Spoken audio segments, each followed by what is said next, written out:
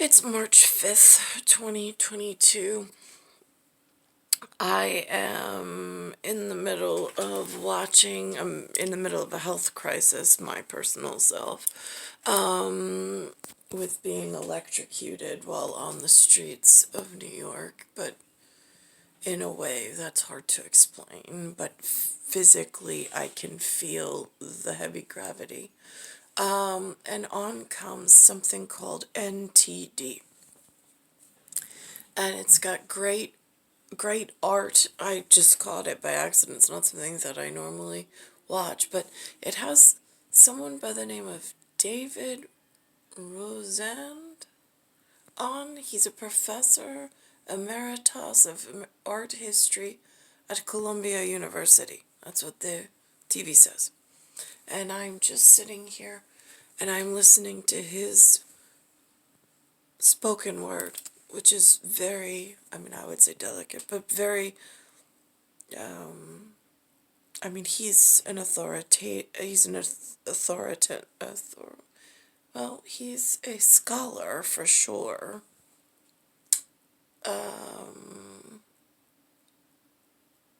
He's very versed, knows far more than I do about art history, that's for sure. Again, I don't know what that word emeritus means. That's a je ne sais pas. I could root it out, but I won't. And he's speaking of the Virgin Mary, and he's speaking of a specific painting, specifico, but from 1480, circa, or catalog number, whatever, which I thought was very interesting. It's Virgin on the Rocks, considering at times, when I say rock, paper, scissors, some might try to whatever, but even in his rendition of explaining the painting, the way that he explains it, if my entire catalog of videos, even when I am mad as anything about what I see or frightened or whatever I uncover is going on, the art historian explaining the painting is like as if I had the correct valor representative explaining my persona or my body machina or my whatever in such a way that is not seen as a warmonger or a mongoose or whatever that new Volvo definition is, since some tend to warp it based on what I have going on in this North American corridor. But it's related to Leonardo da Vinci in Divine Comedy, of it's a long generational gap between my grandfather, who is much more educated in calligraphy, I used to call artwork, that I loved to watch him with his hand and the way his specialty, the way he took his time to create things. He would just take plain paper and create the most amazing things with just the lines of symmetry. I could watch him for hours just sitting there quietly. He was in his craft.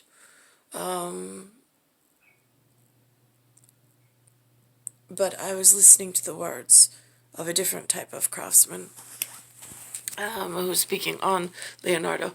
And of course, Leo, L-E-O, is Augusta for August, which is Master Alexander and I, our arrival month for sector, vector, and grid. That ties in, that vectors with other conversations I've had. The Virgin of the Rocks. This again. For girl with the pearl earring.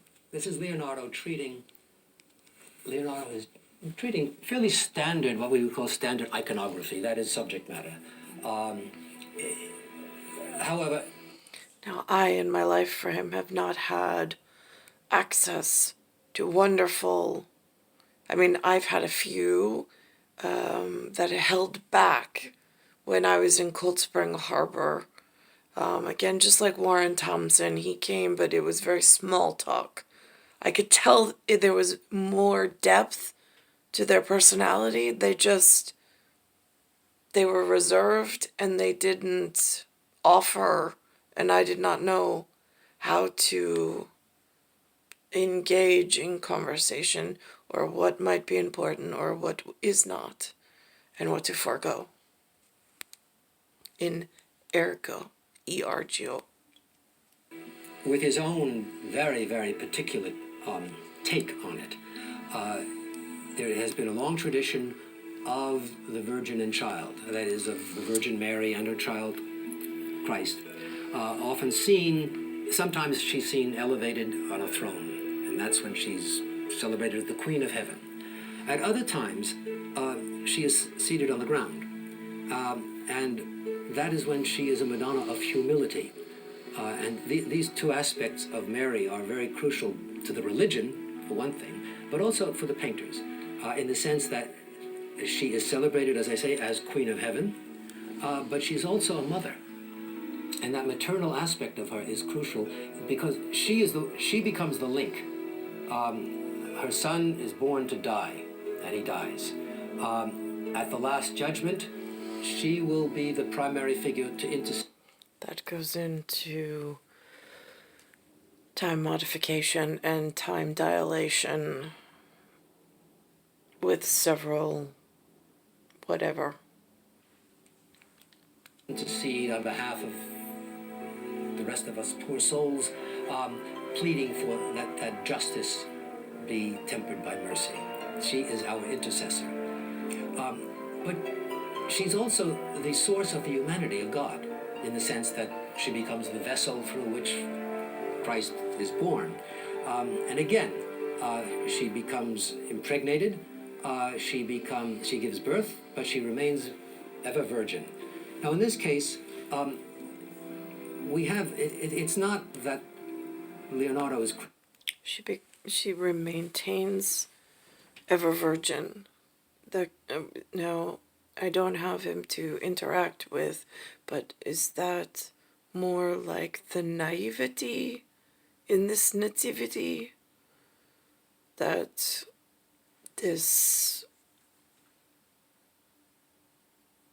innocence, I suppose, of carry forward because of the circumstances of being held in a cave or a panic safely area while they rock in the paper and this Caesar somewhere are doing whatever they do. Creating a casual picnic on the grass. For one thing, it's hardly an inviting landscape. What we have is a situation in which Mary is kneeling on the ground. She reaches out with one hand over another figure who's the lowest figure on the ground, which is the Christ child. This is God, who's on the ground. That is already it's a statement of the ultimate humility of Christ. That is the highest, that is the God, becomes the lowest. And once again, this is very much a part of the religion. They're accompanied by an angel who becomes a crucial figure. This is fairly standard in 15th century, not only 15th century, but especially 15th century Italian altarpieces. They're altarpieces. There's, in the O5, there's one. That is where symbolically it becomes an altered subject. A figure who looks out at us, who establishes contact with the viewer, invites us into the painting. The angel points across the painting to another figure, another slightly larger infant. I mean, these infants are rather well proportioned and well developed.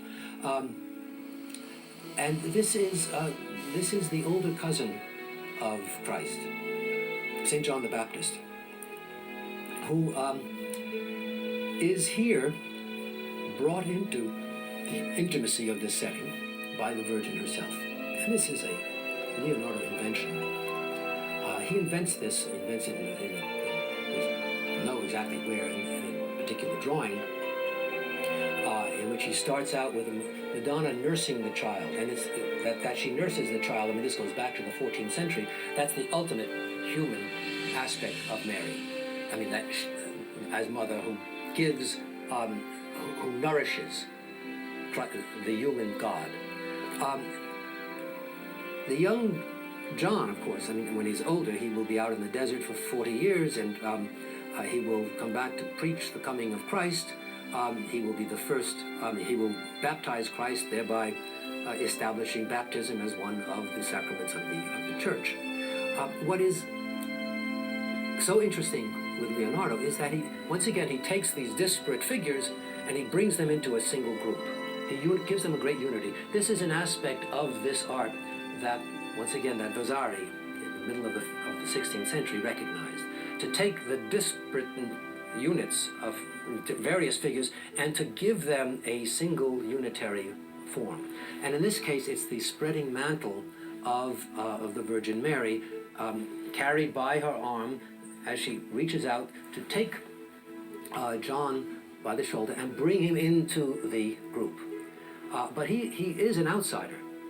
He is there, he's coming in from outside, she's welcoming him, bringing him in. He greets his cousin, who turns to him to give him a sign of benediction. And the angel who looks out at us points right directly across to John, so that there's a circuit of relationships here.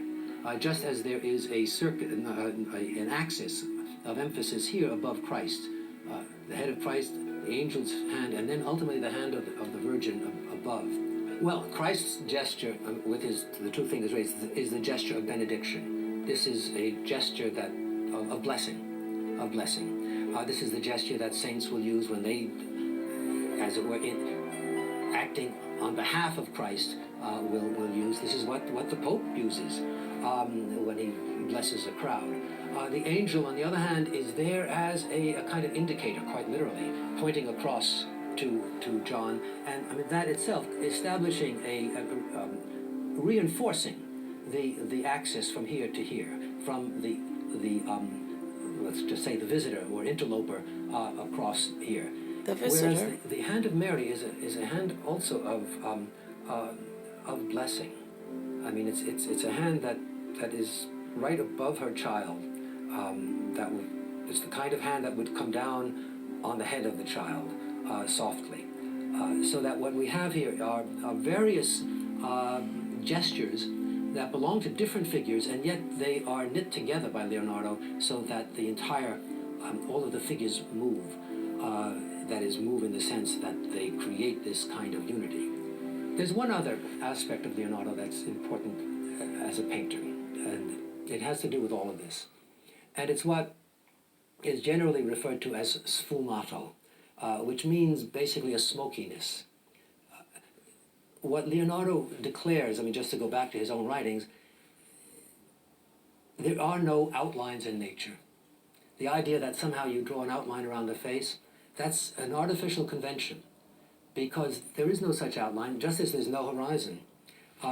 If the face moves, or if the viewing eye moves, the line moves. It's a continuity there. And what he does is...